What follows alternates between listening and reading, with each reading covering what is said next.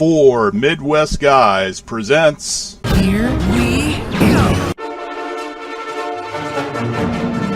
I've got a mission for you. This should be good. Blend in, find out who's loyal to the good guys and who isn't. Star Wars Resistance Decoded.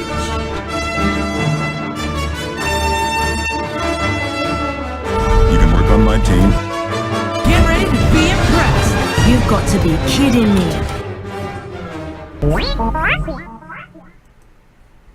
Hello everybody and welcome to 4 Midwestguys presents Star Wars Resistance Decoded.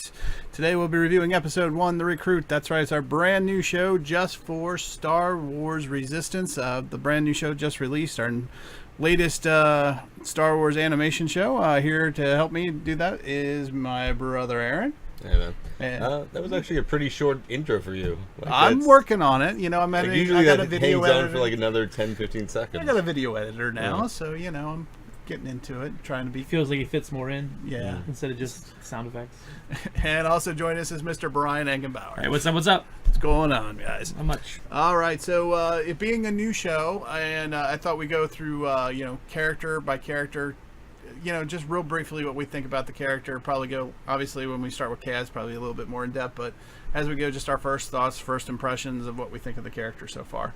And first up, so let's talk about Kaz real quick.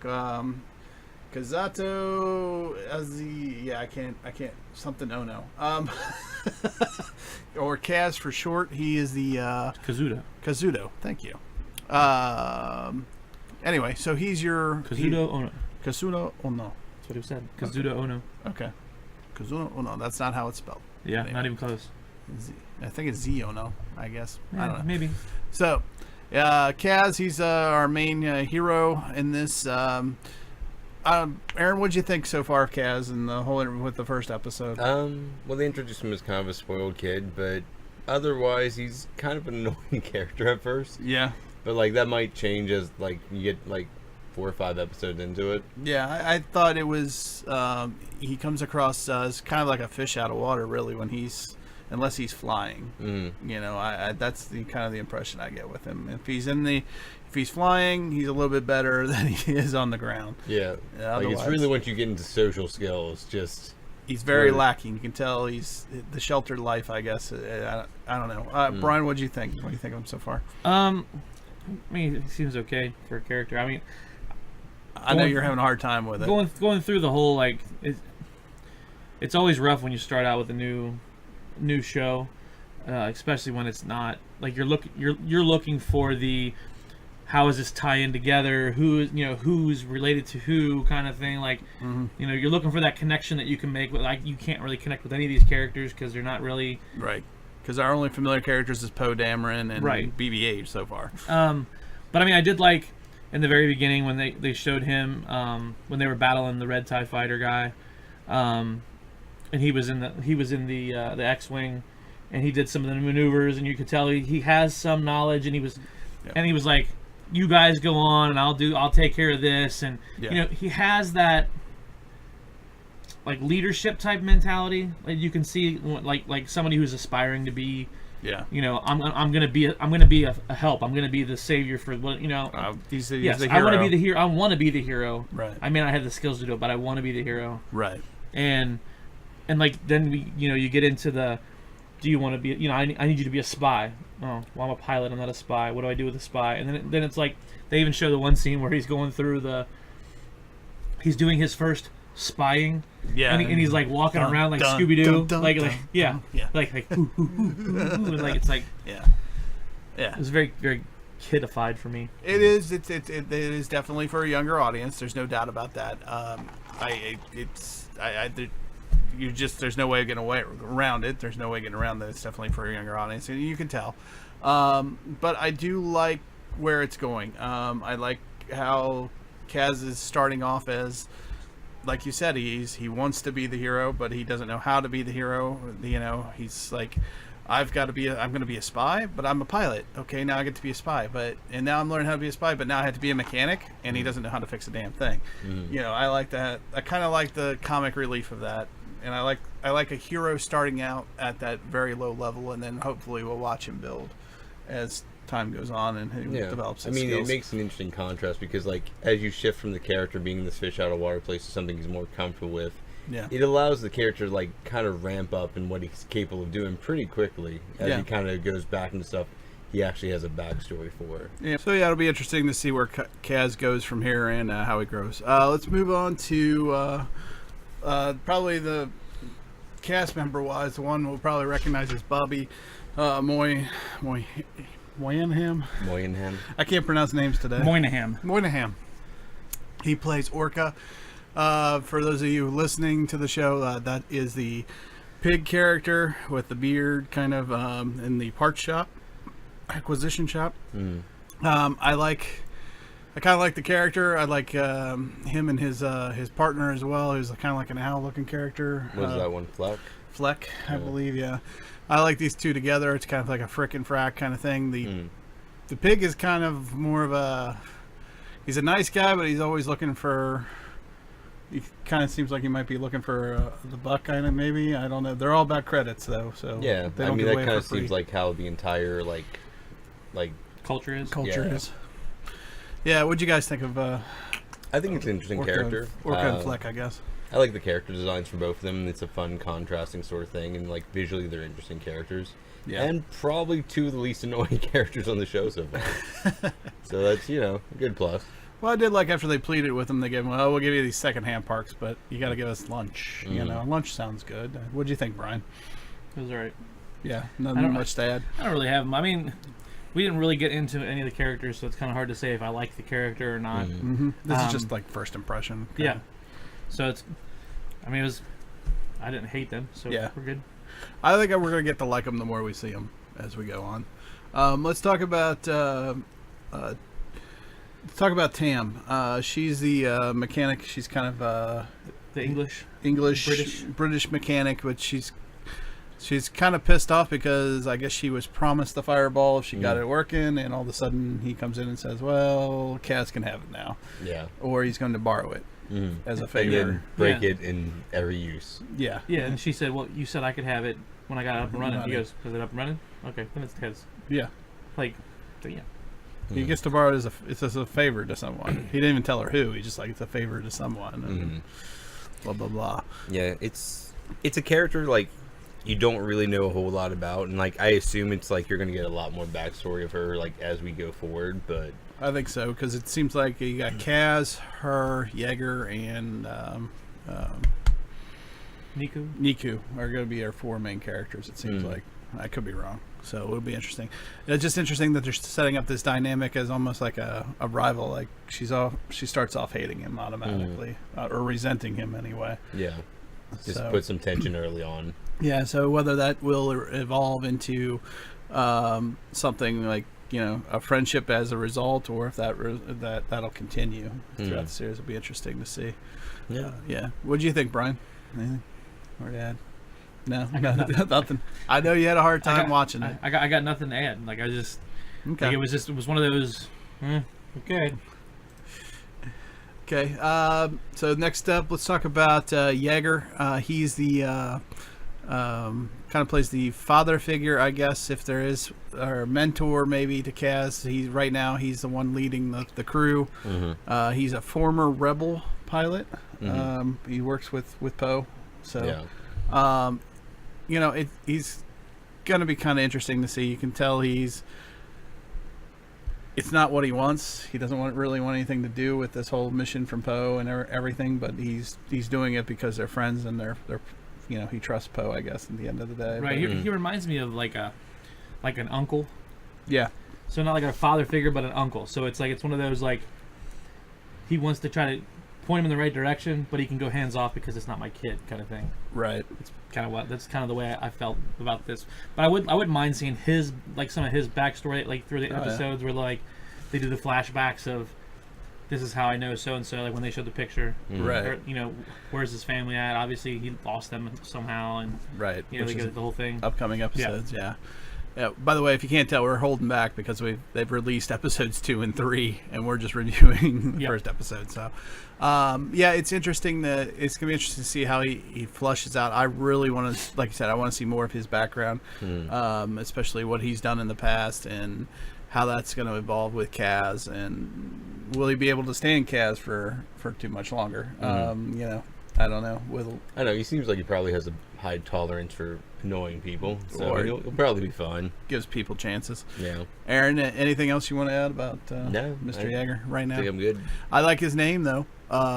If you're going to put a pilot, you know, do a movie about pilots and stuff, I like that they put Yeager, Yeager in there. Of course, obviously Yeager. There's a lot of German and like Norwegian sounding names in the show. Well, so far. Yeager was also a big test pilot for the U.S. Was it? Yeah, he's the one that broke the sound barrier. Oh, okay. So, Nice. Chuck Yeager actually was his name. So I really like that kind of little nod, I guess, to the You think whole. that's an intentional thing? Yeah, I do. I don't see that.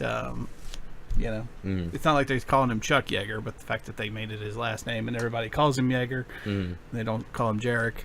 It's not just they really like drinking Jaeger bombs. Right. I don't think it's that.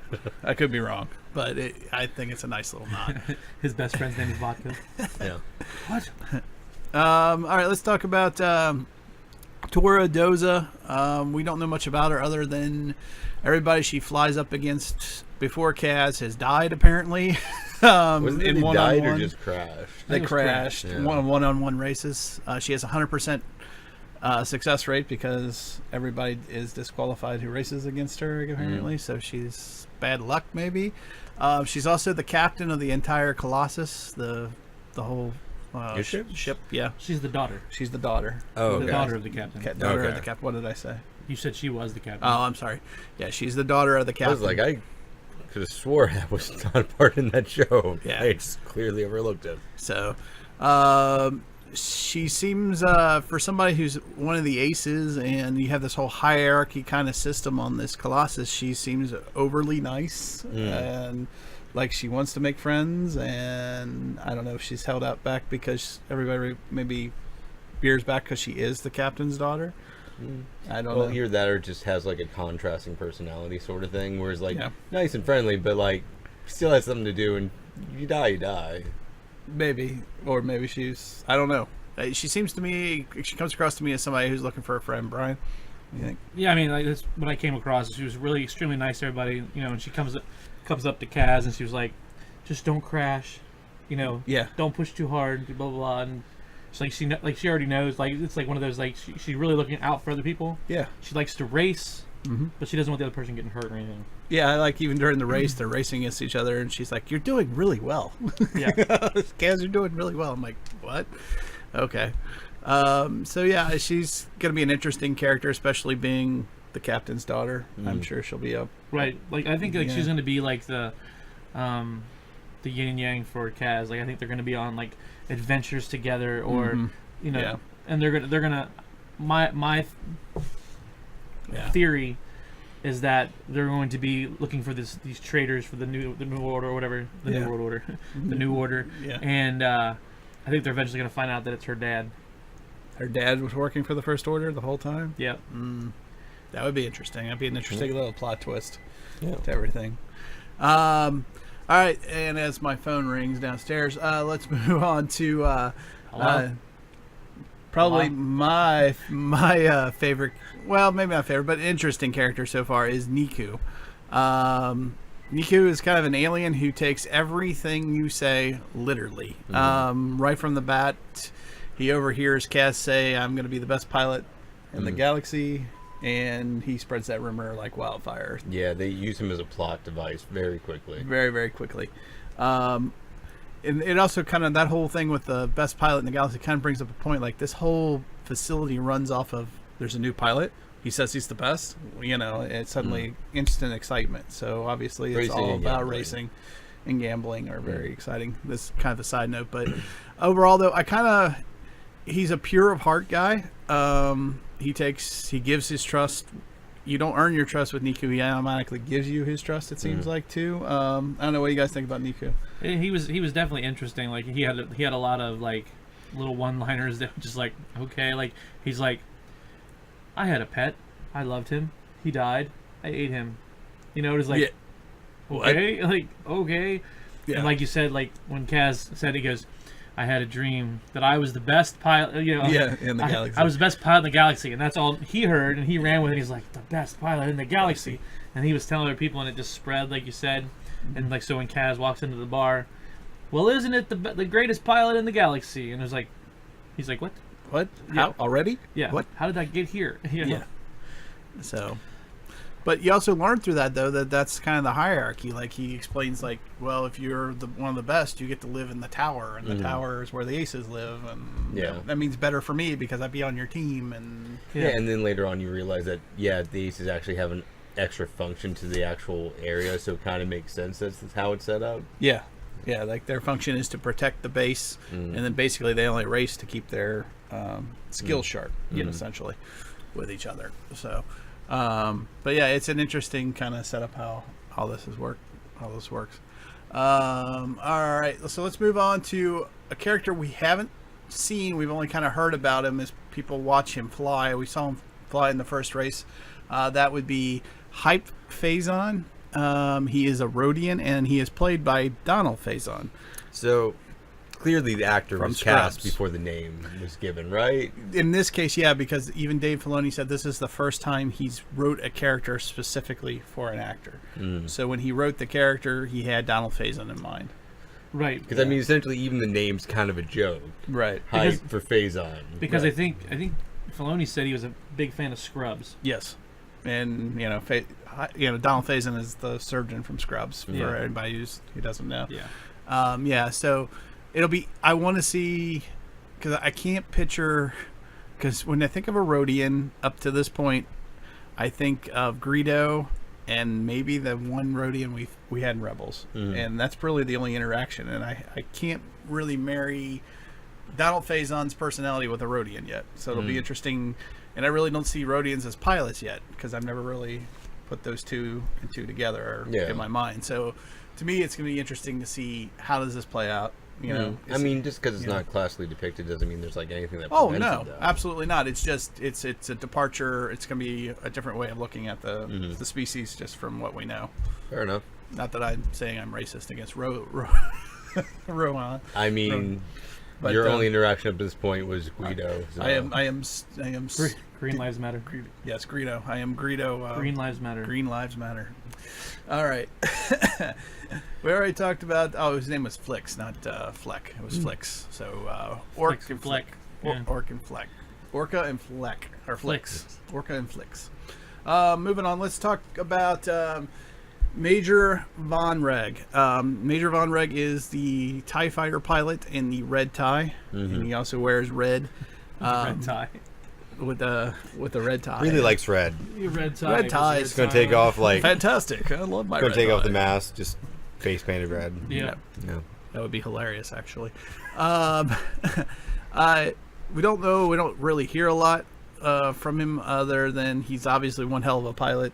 You know, he was chasing 3 X-wings of the Imperial Navy when we So, first do saw they him. actually mention that he's a major, like when we see him? No. In fact, we hear the word Andre used. Welcome home, Andre. I think Andre may be his first name, either that or they have a weird way of saying Von Reg to me. But I think, Brian, you picked up on it too. Well, yeah, I was watching and rewinded it because I couldn't hear what the name was, and I rewinded it, played it, rewinded it, and played it, and that's what I heard was Andre. I was like, who is Andre? Yeah. So it could be Von Reg, Andre, Von Reg, but I think it might just be his first name, which would be unusual, though, for the First Order to use, but still. So really all we know... Very casual member of the First Order. A what? Very casual. Yeah, casual Fridays. Yeah. Come in, get to wear red Yeah. on Fridays. Whatever. I mean, but he tells when he's coming back at the very end of the episode, and he tells him, let Phasma know I'm back. Yeah, that he's back. So I don't know. Is he higher than Phasma? Oh, is he higher than Phasma? I'm going to say no. I'm going to say he's under Phasma. But he's obviously one of their elite pilots. Okay. I think as far as the series goes, I can only do a little speculation. I think he's going to be the chief rival. You know, he'll be one of the major villains in the series. Yeah. Whether he flies up against Kaz and Kaz flies up against him throughout the series, because Kaz has already got one on him, so maybe he's looking for revenge personally on top of whatever the First Order's planning. So Fair enough. yeah, it'll be interesting to see. All right, so let's go from the new Imperial to an old Imperial, and we haven't seen him yet. He is played by Steven Stanton, and his name is Griff Halloran. But he is what makes this guy interesting to me is he's a former Imperial TIE fighter pilot, and to see him try to play the good guy or the rough good guy, or if he's just a bad guy on the ship. I mean, if I'm looking for somebody to spy on, if I'm Kaz, that's the first guy I go to. Just the guy that's the former Imperial. Yeah, he would be the suspect number one. I don't know. What do you guys think about the idea of having an Imperial as an ace? You know, he's an Imperial. I can't wait to see his ship. We saw it. We did see it briefly in the first trailer. episode. Yeah, Right? he's the one that shot down the other guy. Right, but we whatever. didn't really see a whole bunch of it. That's why I'm like, I want to see the ship because it's a TIE fighter, right? Yeah, it's a modified TIE fighter. Yeah, so that's what I want to see. But then again, I do like all the ships we always get to see in the show. So right, and there's definitely a lot of new ships in the show. That's for sure. Moving on with the aces here, the lead. She's the one barking out the orders. That is Freya Fenris. Fenris. It's a wolf in Norse mythology. It's a what? Fenris. It's a wolf in Norse mythology. Really? No kidding. Mm-hmm. Huh. It's a child of Loki that like tries to devour the world. Filoni and his wolves. Wolves. I was gonna say Filoni loves his wolves. There it is. Yeah, both Freya and Fenris come from Norse mythology or like Norse culture. I did not know that. Interesting. Very cool. So she's the leader of the wolf pack. Ace pack, whatever. We have only heard her bark out the orders. Actually, that's in episode 2. It's not even in this episode. So, interesting to see what she is. See how good she is. If she's the leader of the aces, it'll be interesting to see all that. Anything else, you guys? No. I mean, with most of the aces, like we'll probably either see like defense scenes like we see in episode 2, or like individual like racing scenes where we'll actually start to be slowly introduced to the characters. So it'll probably be a slow process where it's going to be kind of dragged out over a couple episodes, I assume. It'll be interesting because if she's the leader, she's going to be the most hesitant to see Kaz join if he ends up joining the aces. I think. I don't think she's the type to take somebody under her wing. You know, there's just guessing. And then rounding out the aces, this is the one that. The guy that gets shot down and then recovers in the race from the first episode is Bo Keevil. It almost sounds like Knievel. It's like it's missing the end. So I'm not sure too much about him, other than his ship looked like the most modified or had the most extra stuff on it. Maybe I don't know. It'd be interesting to see if we get much more about him. I'm sure we will. But I don't know. What do you guys think about? Don't know anything about him. Yeah. Nothing about him. Yeah, I don't know much.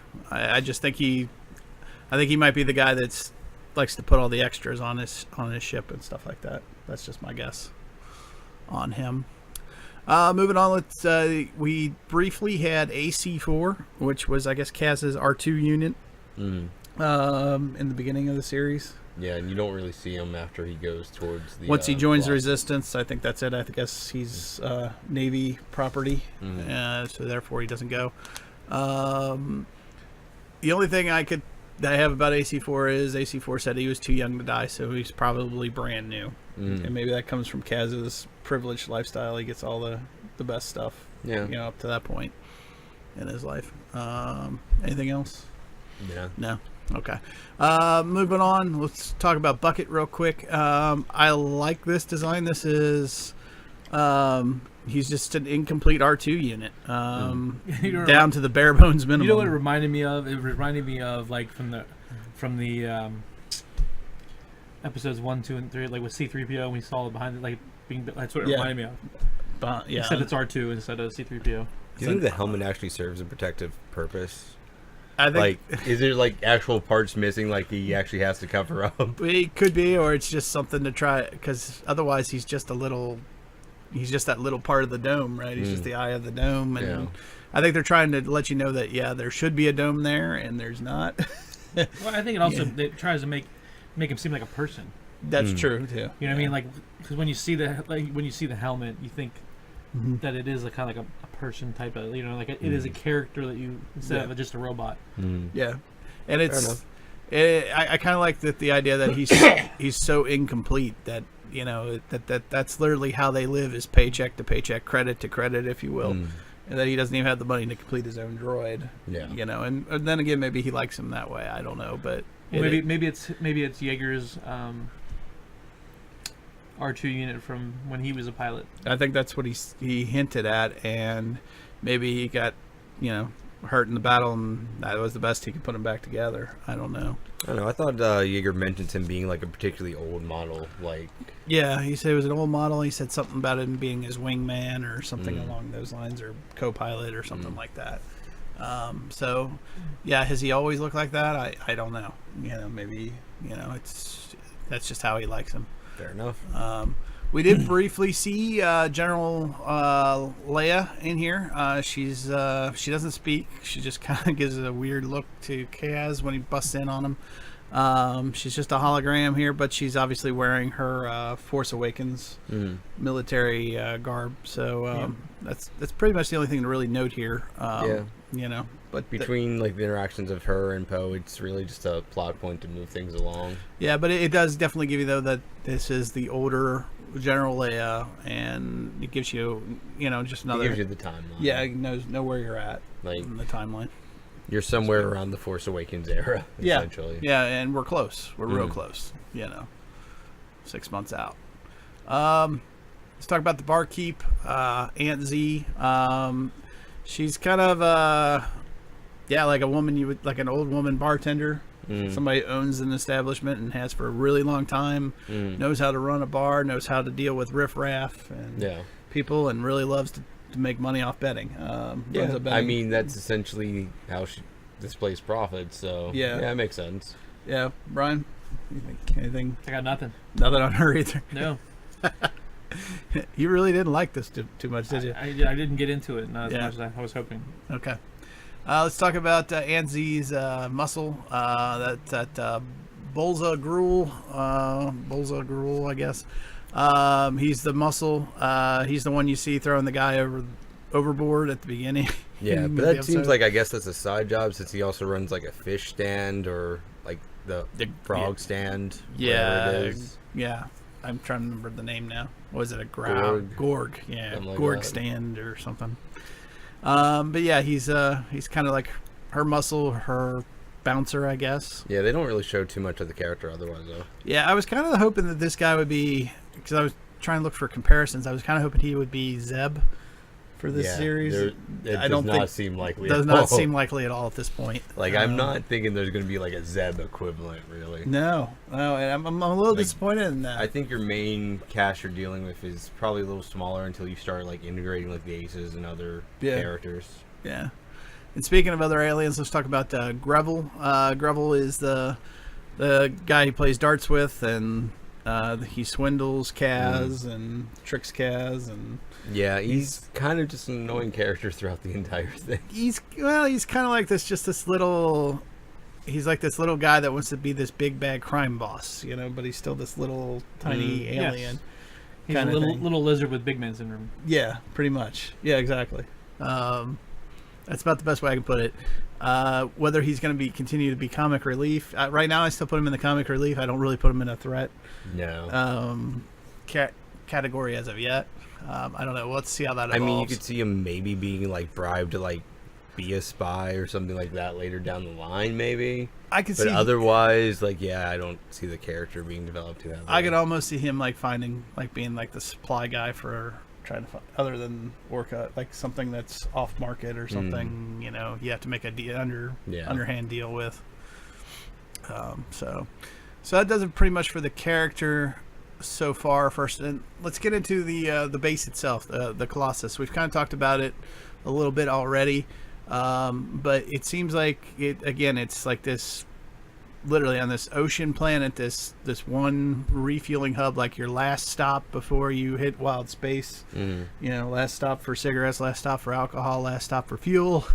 Kind of place with a strange hierarchy all raced around piloting. It seems like the better pilot you are, the higher up you are, the better you are in this place. I mean, it's a simple design for like kind of the platform and all that, but otherwise it works pretty well since you're just using it as a backdrop to showcase like kind of the flights themselves from the races. So Right. it kind of works in the same way. It's open space and open area. So Right. It's just like I said, it's weird. It's a huge gas station, and it's based with it's got all these levels and yeah. different full of pilots and people that are always trying to prove they're the best. Yeah, but I mean, the fact that this is kind of out in the middle of nowhere kind of allows this show, I think, if it wants to keep going past multiple seasons, to kind of run alongside like The Force Awakens and the other films going forward. Yeah, I think it will. I think we'll see events of The Force Awakens happen at some point, whether it's season 2, season 3, I don't know. Yeah. We don't even know how long it's supposed to run. They haven't even really said. Yeah, they didn't give us like a timeline. No, like when they started Rebels, they're like, oh, we might go 5 seasons. And we always knew that, and ended up going 4. So, yeah.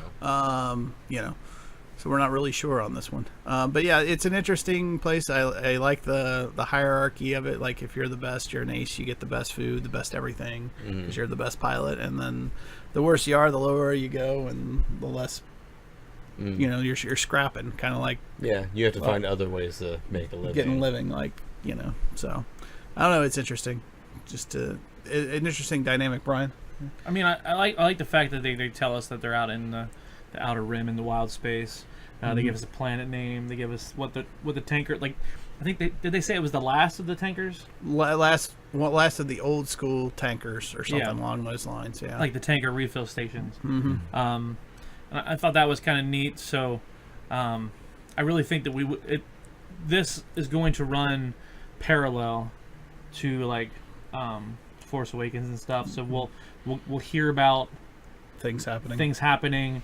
But we won't necessarily see them in the show. Like we'll hear about them attacking Kaz's planet or whatever, homeworld. But we won't witness it. It won't be a direct effect, right? Because they're so remote. Yep. Yeah. I think it does open up because they are so remote. It opens up the possibility for all kinds of new aliens, new species, new ships, even because they are on the edge of literally. Well, I like the fact space. that we saw a lot of characters we've seen before, like creatures. Yeah. Because I don't like it when everything's completely new. Right. But you still have some familiar faces. There were still some familiar like species that we like. Oh, I've seen them before. Well, I've seen that before. I loved how Orca and Flix. Orca and Flix had a one of those droids from the prequels. The nose droid or whatever he had running around. I was like, well, that's a nice nod. That everything's kind of mixed up and mixed mashed. Yeah, but at the same time, like I don't remember seeing a type alien like Flix before this. No, Flix is definitely new. He's like a stork-looking kind of alien, which we didn't really talk about it. But yeah, he's very tall, and then he's literally like a stork. And he's got these really long, thin legs, like a bird. He is a bird. Yeah, I mean, he essentially has like an owl face with just like really long limbs. Yeah, essentially, which is totally new. I don't think I've ever seen anything or read anything Star Wars wise for that. So it's like the Cantina on steroids, I guess, in a way. It has its similarities. Yeah, how Obi-Wan said, you'll never find a more wretched hive of scum and villainy, but it's also find the best pilots in the galaxy there. Yeah, I was thinking that it was like they put the Cantina in there because of the bar, and then they kind of did the like the trader world that we see with Force Awakens and Rey, and how she goes in. Yeah, with all the tents and everything else. Yeah, she's scrubbing. That's kind of like their marketplace or whatever. Yeah, but it's on like a metal ship, so it's all enclosed, and they can close it off, and it was interesting. Yeah, it's a one-stop shop for everything. Like I said, it's like a gas station on the edge of space. It's your last stop. You're gonna see a little bit of everything going on here. So, legal, not legal, up on the up and up, and not on the up and up. Yeah. So. It is interesting, and I like how they've developed it so far. All right, let's move into a few talking points. Let's talk about the animation for briefly. I love this animation when it comes to the fight scenes in space. I love the animation with the racing. It's very detail oriented. Before I get into the negatives, what did you guys think about that part of the animation?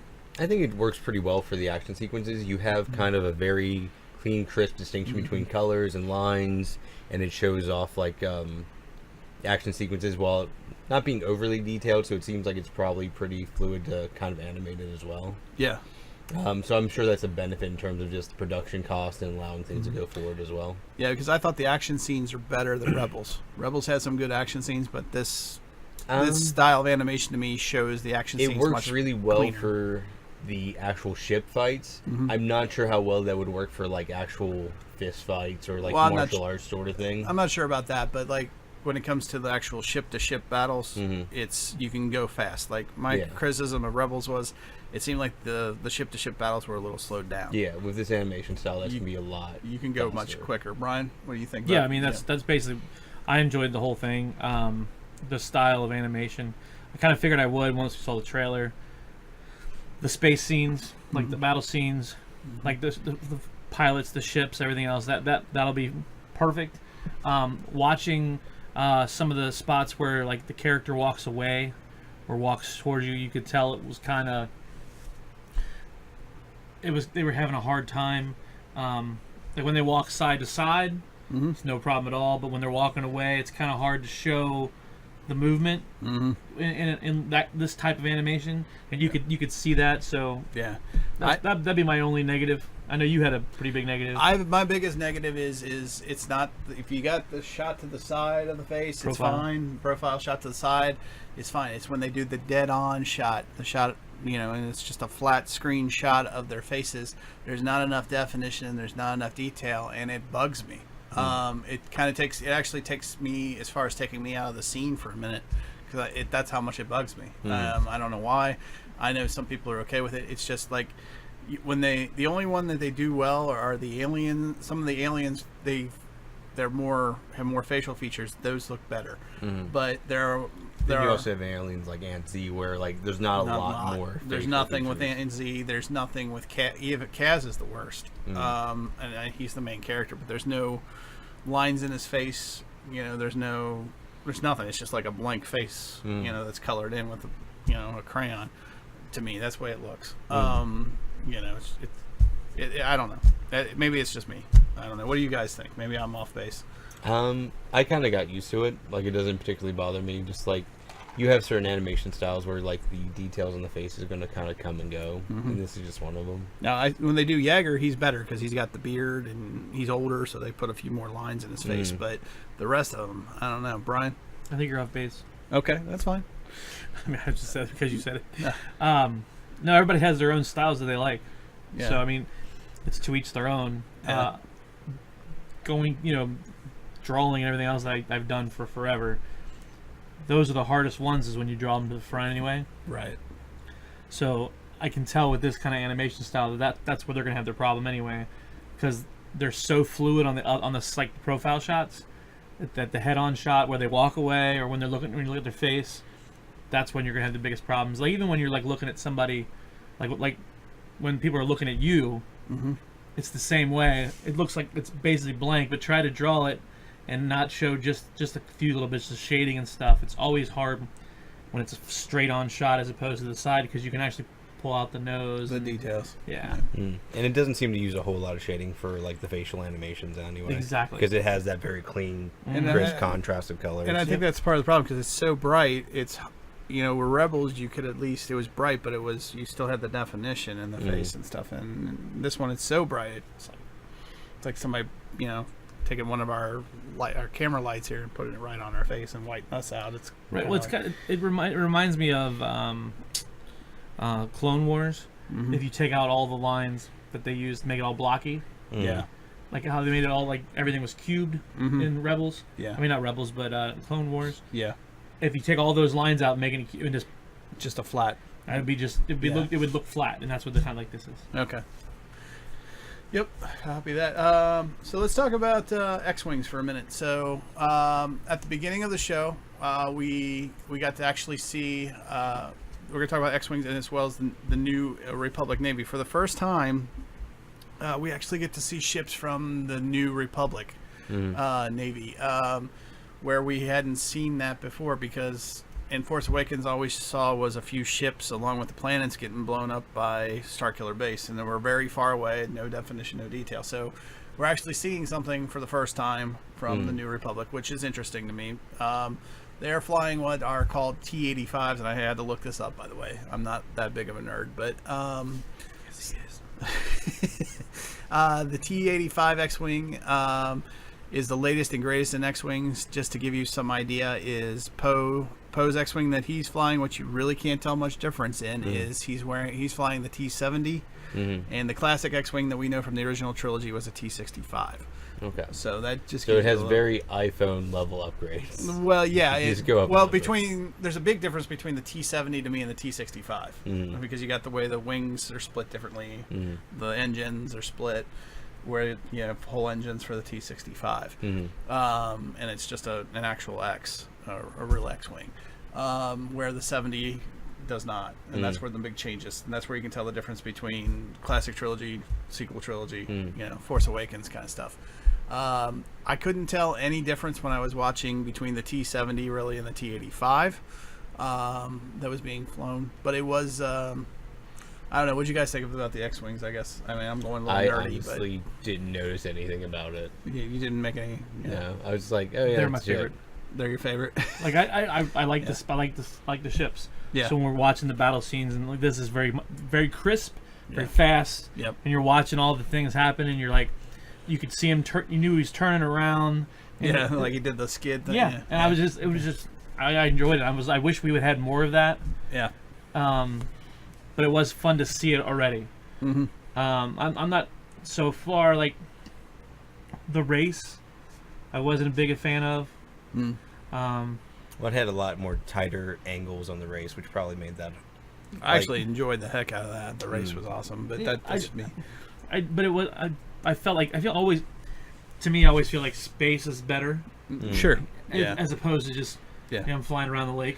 Yeah. You know what I mean? Like The race was cool. I was hoping it would be a little longer. It was pretty short. Yeah, It was a short sequence. yeah. So, but there's a little bit of difference here going. It was nice to see, we actually even saw the emblem for the New Republic, which is the Phoenix symbol of the rebellion with like the fire around it going around, like the yellow that we saw. That's their colors. And that actually comes from, and we get nerdy again, that comes from the Aftermath books. And that's where you see that symbol for the first time there. So that's kind of like the New Republic's symbol per se. So it's a nice nod, and then again to let you know what time period you're in.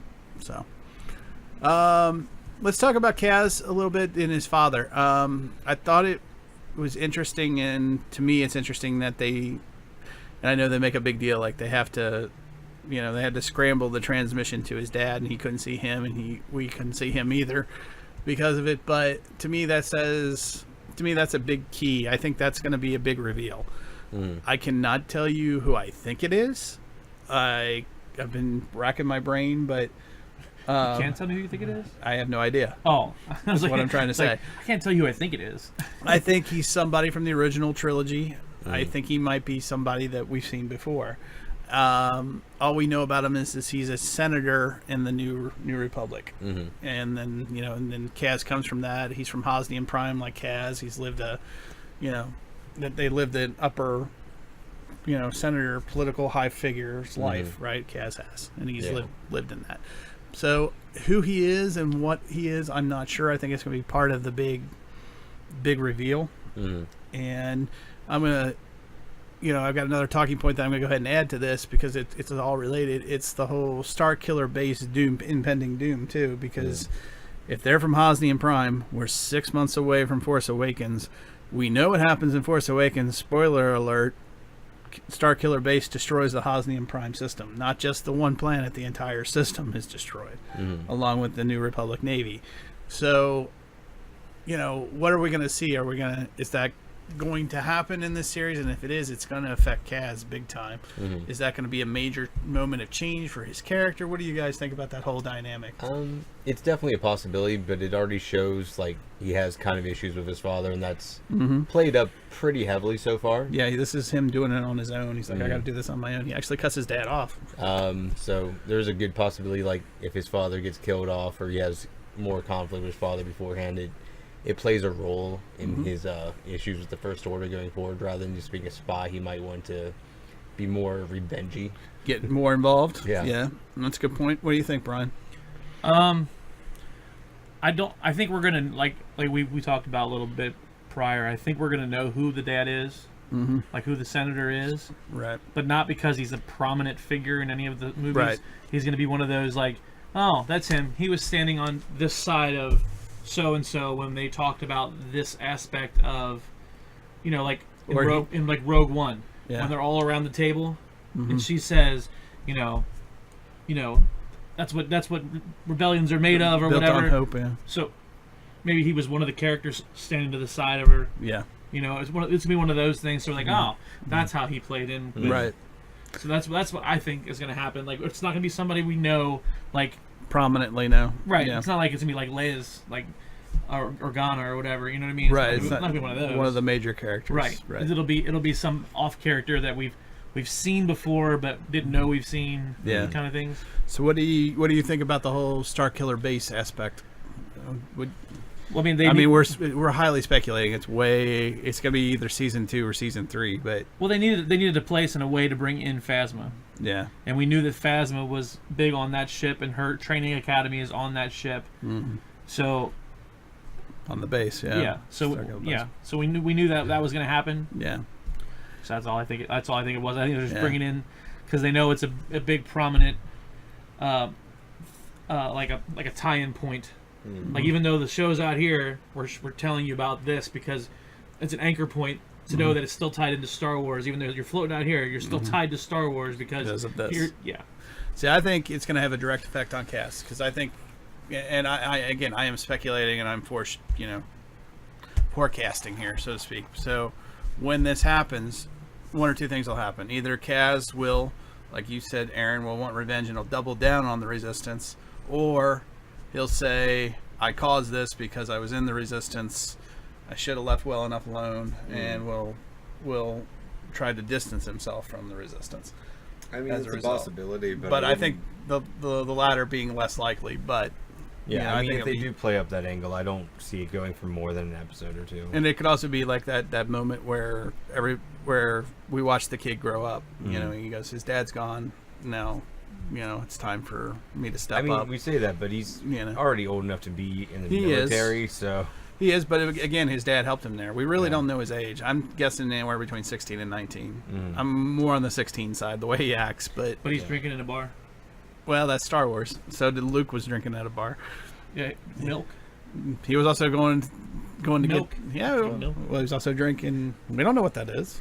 Could be anything. As long as he didn't milk somebody for But it. yeah, I think what I think is going to happen is I think it's going to be a it's going to be that trigger point. It's going to push him forward. You push him like he's going to be hesitant at some point, and then he's going to find out that Phasma or whoever was behind.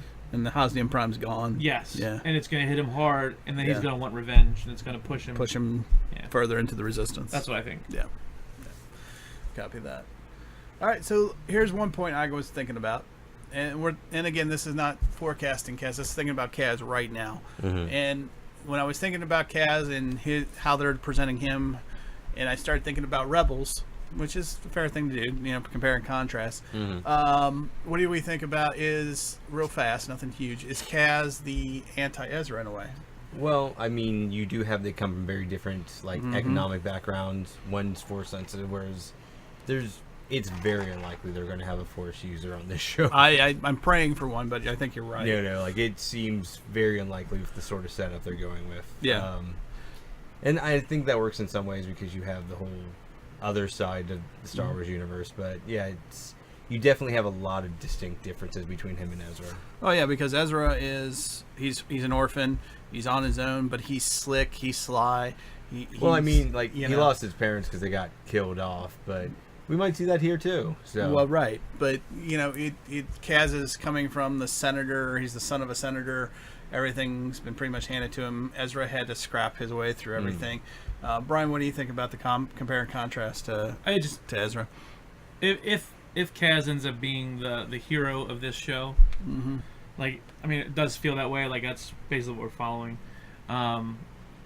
It's just the mirror image of, it's the opposite directions, right? So Ezra went this way and he's coming this way. They're both getting to the hero point. Right. One's just following a different path to get there. Yeah. So through Rebels, we find our way through the streets, Mm-hmm. right? And this is going to be following our way.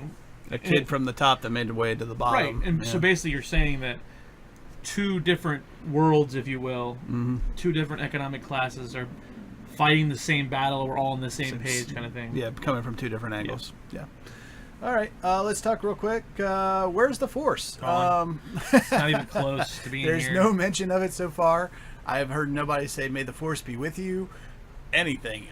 It's just not in the series at all up to this point, and it worries me. I thought by now I'd at least hear somebody go, "May the Force be with you." You know, it's like the Jedi and the Sith don't exist. They are literally this is legend. essentially the Han Solo side of Star True. Wars, right? Like, Right. most of these people, if they even believe in it, probably aren't Gonna talk like, about it. Yeah, like it's that's a nice like child story. Cool. Yeah, nice myth. Yeah. Which I'm disappointed in, because in Rebels we found the different creatures that knew of the Force, just called it a different thing, and it added to the myth and everything of it. And here there's not even a mention. There's not a like he believes in something. You know what I mean? Like you don't even have it. It's like it's completely gone. That and like when you got talking about it, and you're like, that's what I like, and talking about Zeb and his culture, and they called it something else, not the Force, but it was basically the Force, It's a and different name. yeah, it was. I wish we had that here. I mean, we might get it eventually. Yeah. I don't have to have the Force, Yeah. but I need something that everybody believes, like they believe in strongly, that kind of The mythology. resembles the Force. You know what I mean? I agree 100%. Like I don't need Jedis and Sith, Yeah. but just Well, the best part about Rebels, other than was stuff that revolved around the Force. You had Ahsoka versus Vader. You had Obi-Wan Kenobi versus Maul. These are just things coming straight off the top of my head from Rebels. But the mythology that they built on the wolves and all that mythology that they added to the Force is is the best part of Rebels. So to see a series without that now, or even mention of the Force to start with, and I know at this point that the Force is supposed to be legend, at least mention the legend. Well, I mean, mention it's Luke also- Skywalker in passing. He's a myth. If he it's one doesn't of those exist. things, like if they do bring it up, it's definitely going to be after they establish more of their own characters for the show. I know. Yeah. So if you do see it, it might be towards the end of the first season. Yeah, it's just if gonna at be. all. It's gonna be so hard for me to have a Star Wars, and it is for kids, but without a mention, without Jedi, without Sith, Yeah, without but I mean, that element. at this point in time, you have what 3 to 4 Force users that we're aware of in this timeline. With that, I mean, Yeah. you've got Luke, you've got Rey's out there. She hasn't figured anything out yet. You got Kylo. You basically have Luke, Kylo, and Snoke, and Leia. Yeah. So there's 4 Yeah, that we know of. and not saying there isn't more, but at the Right. same time, like you don't really have the order or this like new order. Well, I don't know. I guess you have the supposedly Knights of Ren characters. Yeah, they're floating around there somewhere too. But, We like, don't you know don't enough really- about them yet. Yeah. That would be nice if they started to show up, but just to get a little explanation of who they are and what Yeah. they do. But I got a feeling we won't see it, unfortunately. It seems very unlikely. At we this do. point, it does. Yeah. Hopefully, I'm wrong. We'll see. Also, I feel like if you're going to have like an entire like gang of Force users, Yeah. you're probably going to save that for one of the next films rather than like having it slowly have them defeated out on like your Disney show or your like True. anime True. You want a show. bigger impact. bigger impact, bigger stage, if you will. Hmm. All right, so we're running a little fast here, a little long on time. So let's just move right into you guys' final thoughts, grades on Star Wars Resistance Episode 1, the recruit, the pilot, if you will. Aaron, I'm sorry. I'd give it a C. I mean, C? Yeah. Okay. Yeah. It's slow. It's establishing the characters in the background, and it's fine. Okay. Like, there's not really much to say one way or another on it, just because so much of it's just establishing things. Yeah. Like, it doesn't draw you in immediately, and it's kind of slow paced, but Right. I mean, it's not horrible. I'm going to give it a B. It's a solid B. It's not an A. Just because I think I dropped a letter grade for The Force alone. I love, like I said, I love the action sequences. I kind of like what they're building and how they're taking the hero's journey on this and how it's coming from a completely different perspective. It's upper class to nothing, and how he's trying to deal with all this, and how he's kind of a fish out of water, so to speak, because of it. All those that's good things to me, but overall, it's a solid B. It's a good start. It's not perfect though. Brian? Yeah, C. C, same for you. Yeah, I don't have one. I didn't hate it, but I didn't like it. Like it wasn't like I feel like I can't wait for the next episode to come out. Yeah. As opposed to just doing it for this show. Yeah. It's not like wow, I can't wait to see where the story goes. Where do because with Rebels we got to the point where we were always speculating. What do we think is going to happen here? What do we think this is going to turn into this? And it wasn't even like it was tying into the regular Star Wars for us. It was that those characters, we were trying to figure out how they tied into all this other stuff and how that could affect everything else. And I realized the show's just starting and they're just trying to bring us in. Yep. But I didn't feel any of that. Like I don't really care what happens next episode yet. You know what I mean? I'm not in that spot yet. So Gotcha. For me, it's a C. Okay, copy that. That's fair. I think those were solid grades, fair grades. I think they'll get better as they go. I think it is a slow build. It's completely new timeline, new characters. It's going to take some time. We don't have much familiarity to build on. We could see other characters make their way in and out of the series as well as time goes on. Oh yeah, you'll definitely see some cameos. Yeah, definitely, and some mentions that'll make us geek out, I'm sure. So, all right, well, it's been an excellent show, excellent first show for our Star Wars Resistance Decoded. But before we go, real quick, where can you find us? The best place to go if you like the show is to go to www.4midwestguys.com. There you'll find links to our Facebook, to our Twitter, to our Instagram account. Well, I need to add that, but that's coming soon as well. You can find us on Facebook at facebook.com/4midwestguys. You can find us on Twitter at 4midwestguys. You can find us on Instagram at 4midwestguys. Actually, it's 4_Midwest_guys for some reason, but I'll fix that as well. That's a typo. Mr. Eggenbauer, where can they find you? At Ankzone. Ankzone, and that's on Twitter as well as Stardust. Same for me. I'm at bwilly1977 on Twitter and Stardust as well. If you'd like to reach out just to me or Brian, you can do so. We encourage feedback. We're always looking for feedback. We're desperate for feedback, honestly. So let us know how we're doing, good, bad, or indifferently. And do make sure to follow, like, and subscribe on all these different venues to get the latest from 4midwestguys.com. I also will be bringing back I know we haven't been updating the actual podcast feed, the audio version. I now have a way to take these videos and take the audio tracks from them much more quickly and easily. So you'll be seeing the return of these video shows. There'll be audio only tracks that you can listen to in the podcast only form. So that'll be starting with this episode here. So going from Resistance forward, I will be splitting off the shows. It's both video on YouTube as well as for podcasting audio as well. So you'll be able to do both. All right, so with that in mind, I'd like to thank my brother Aaron for joining us. Yeah, no worries. Absolutely. And Brian, thanks for joining us. Thanks for having me. And this is B. Willie saying, as always, may the Force be with you.